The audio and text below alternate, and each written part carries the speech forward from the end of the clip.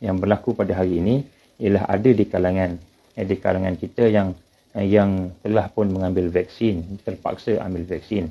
Kalau tak ambil, dia kena buang kerja. Bukan saja kena buang kerja, mungkin dia kena bayar ganti rugi sampai RM50,000 yang ada di kalangan kita. Jadi pada hari ini, dalam masa sikit ni, saya nak cuba sentuh sikit tentang perkara ini sebagai panduan kita sebagai pengguna, sebagai hak kita sebagai pengguna. Jadi yang pertama sekali, saya telah melihat beberapa kejadian-kejadian yang berlaku. Kita pun tahulah banyak perkara-perkara yang berlaku. Contohnya ada satu orang ni, dia menulis dan dia telah kumpulkan beberapa kejadian-kejadian kematian yang disebabkan oleh injection daripada suntikan vaksin lah. Tapi apa yang digambarkan oleh pihak hospital bukan daripada vaksin. Jadi sebab lain, contohnya seorang anggota bomber 14 Mac seorang anggota bomber bertugas di Kuantan terkena serangan jantung. Jadi semua ni meninggal dunia selepas sehari ataupun 2 hari ataupun seminggu ataupun mungkin sebulan setelah dia ambil vaksin. Jadi setakat ini tidak ada seorang pun yang boleh menuntut apa-apa. Walaupun kerajaan kata RM50,000 hingga RM500,000 diperuntukkan untuk pampasan tuntutan dan sebagainya. Jadi setakat ini tak, sedangkan yang digambarkan pada kita ramai juga yang meninggal dunia sebab mengambil dosage vaksin ini. Antaranya seorang bomber di Kuantan 14 Mac meninggal dunia dikatakan jantung. 17 Mac seorang petugas kesihatan di Hospital Pulau Pinang meninggal dunia dikatakan jantung juga setelah ambil vaksin. 22 Mac seorang petugas kesihatan di Kanga Perlis juga akhirnya meninggal dunia 22 Mac. Kemudian 8 April seorang anggota polis di IPD Tanjung kena serangan jantung, tapi selepas itu stabil, tidak meninggal dunia lah. Dan kemudian selepas itu 16 April seorang anggota polis wanita di Kajang, tempat kami ni, dilaporkan jantung juga lepas vaksin, kemudian meninggal dunia. Lepas tu ada beberapa lagi lah, kita kata orang-orang yang meninggal dunia yang kita tahu disebabkan oleh vaksin. Keluarga dia kata, kawan dia kata, tapi bila sebut dengan hospital, dia kata bukan sebab vaksin, sebab jantung, sebab sebagainya. Dan sebab itulah pada hari ini saya telah bincang, setelah soalan ini diajukan kepada saya dan kepada kawan-kawan. Jadi saya nak bincang, nak bagi pandangan-pandangan, panduan. Macam mana nak buat? Terutamanya frontliner yang terpaksa ambil vaksin. Sebab mungkin atas alasan tugasan sebagai frontliner kena ambil vaksin. Jadi kalau tak ambil mungkin akan membahayakan ke apa. Ini diberi alasan begitulah. Jadi kita nak tengok apakah yang fakta-fakta penting. Yang pertama tuan-tuan, yang kita bimbang, nombor satu, kita ada tiga perkara lah yang saya catat di sini, yang mana kita bimbang berkenaan dengan suntikan vaksin ini. Yang pertama sekali, ada unsur-unsur kecuaian dalam perubatan. Disebut medical negligence. Medical negligence maknanya, mungkin orang itu disuntik dalam keadaan dia ni tidak layak untuk disuntik. Mungkin dia disuntik dalam keadaan dia berpenyakit yang kronik dan sebagainya. Jadi kemungkinan besar ada medical negligence di situ. Maka kalau sekiranya berlaku medical negligence, maka itu akan termasuk dalam kategori jenayah. Kategori jenayah. Ini di bawah peruntukan undang-undang kita. Jadi kita lihat di sini bahawa yang kita bimbangkan pertama ialah medical negligence. Maknanya kecuaian dalam perubatan dan rawatan tadi. Maknanya sebelum diambil seseorang itu tidak dicek kesihatan dia. Dia ni layak tak layak. Adakah dia ni akan ada efek, akan ada kesan yang boleh membahayakan dia. Ini nombor satu. Yang kedua, yang kita bimbangkan ialah apabila pengambilan vaksin ini, ialah apabila ada unsur-unsur adverse effect yang melampau. Yang melampau, yang menyebabkan kecederaan kronik, seperti cacat yang kekal, malahan kematian. Banyak lagi lah. Ada orang mengadu sakit-sakit. Ada yang sakitnya kecil, ada yang sakitnya besar. Ada yang sakitnya jantung, ada yang sakitnya dada sahaja, ada yang sakit otot sahaja, ada yang pening-pening kepala dan sebagainya. Jadi, apabila ia datang daripada suntikan experimental vaksin ini, jadi kita perlu mengetahui kesan daripada kita. Maknanya kita tahu, yang kita bimbang, kita inject, kita tak tahu kesan dia, kita tak dapat nak trace kesan-kesan tu. Kita ingat, okey, tiba-tiba sakit, mati. Sakit mati. Jadi bila mati tengok jantung. Contoh. Jadi kita nak kena ada Ini kita bimbang, kita tak tahu, tak boleh trace. Kita dah kena inject, ini kepada orang yang dah kena inject lah.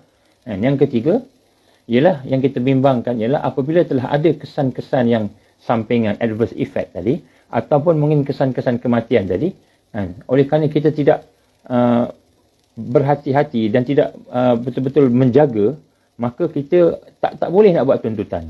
Ada satu keluarga di Johor, saya dapat maklumat lah.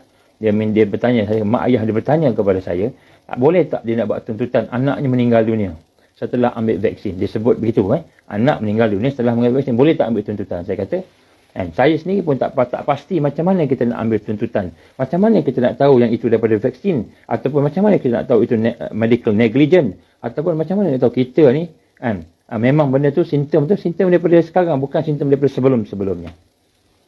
Maka di sini saya ingin mencadangkan kepada tuan-tuan, tolong ambil perhatian. Ada beberapa cadangan di sini untuk kita mengelakkan perkara yang saya sebut tadi. Yang pertama sekali, langkah-langkah ini wajib diambil bagi mereka yang akan ambil vaksin, sama ada frontliner ataupun siapa-siapa sahaja, orang tua, mak ayah kita. Sebab sekarang ni mungkin mak ayah kita pun ada yang disuruh ambil vaksin dan sebagainya.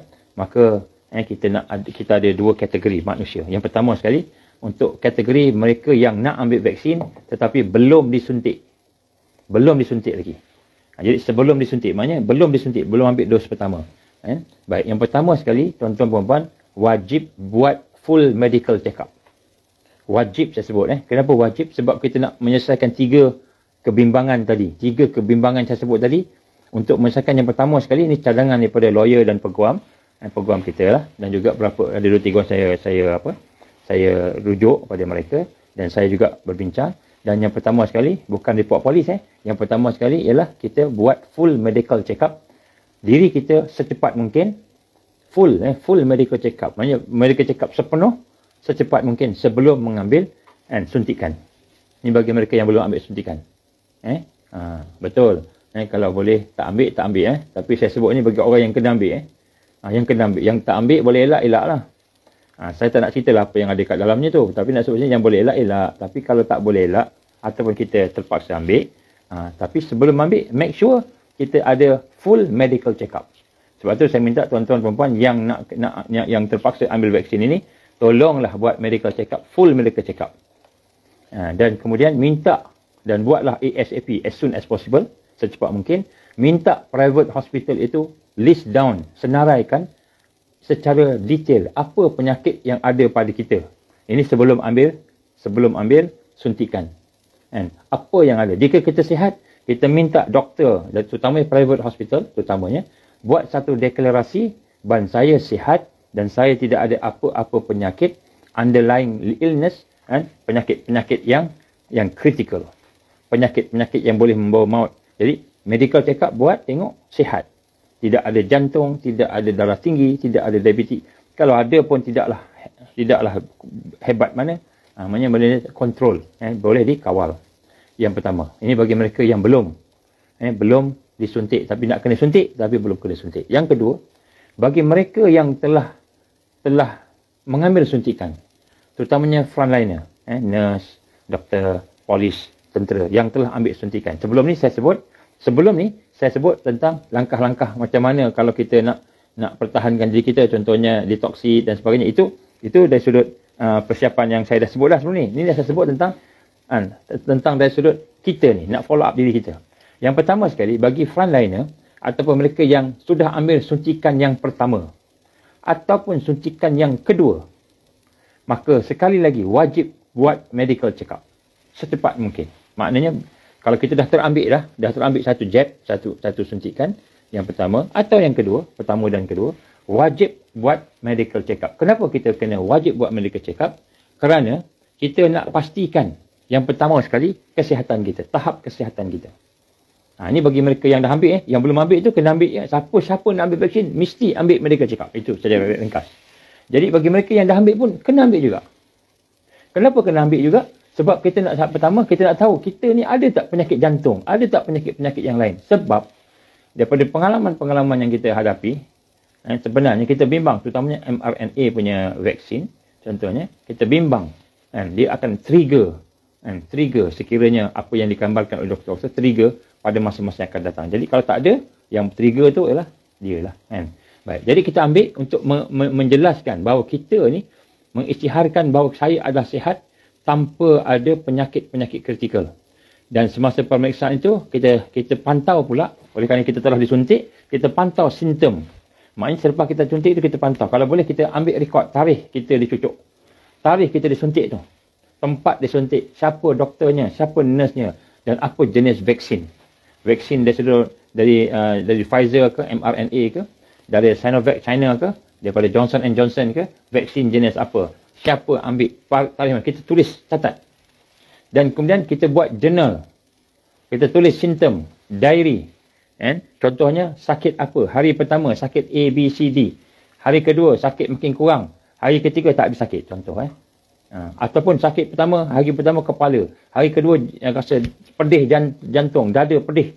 Hari ketiga rasa perut pula, buah pinggang pula rasa sakit. Jadi kita buat satu journal, diary. Setelah kita buat medical check up. Mesti ada medical check up. Saya akan cakap kenapa kita kena ada medical check up. Dan selepas itu kita ambil gambar. Kalau mereka yang dah ambil gambar, video sebagai bukti kita sihat atau sebagai bukti simptom-simptom yang ada pada kita. Contohnya kalau kita ada reaksi bengkak, mungkin reaksi kita sawan apa, ambil video sebagai satu bahan bukti. Sekiranya ada keperluan, kita boleh menggunakan bahan tersebut pada masa akan datang selepas itu. Dan setelah siap kita buat medical check up, kita rekodkan sebagainya, maka sama ada hubungi saya ataupun hubungi PPIM. Nah, sebut kat sini tuan-tuan puan-puan rahmati Allah Subhanahu Wa Taala, kenapa hubungi? Sebagai rekod saja. Saya sekian kan? Dan kemudian selepas tu saya akan dah buat medical check up sebagainya. Jadi ini adalah perkara yang kita nak nanti kan? Apabila kita telah ada maklumat itu, insya-Allah sekiranya berlaku side effect yang besar, adverse effect yang besar, sekiranya berlaku. Kalau tak berlaku, tak ada apa. Kita doa tak berlakulah. Kita doa tak berlaku, kita doa semua baik, elok kan. Tapi sekiranya berlaku, maka kita dah ada rekod dah, medical check up dah ada dah. Medical check up dah ada, dan kemudian kita dah ada journal dah. Jadi perkara ini boleh dijadikan sebagai satu bahan untuk rawatan susulan. Kalau kita sakit, nak rawatan susulan macam mana, kita dah ada dah journal dia. Dan doktor dah tahu dah medical check up kita macam kita memang sebenarnya tidak ada simptom-simptom sekian contoh. Jadi doktor boleh membantu kita lah untuk nak follow up susulan tadi. Dan kalaulah katakan kita ingin buat tuntutan, kita dah ada dah bukti-buktinya yang menunjukkan bahawa kita ni memang begini dengan medical check up kita.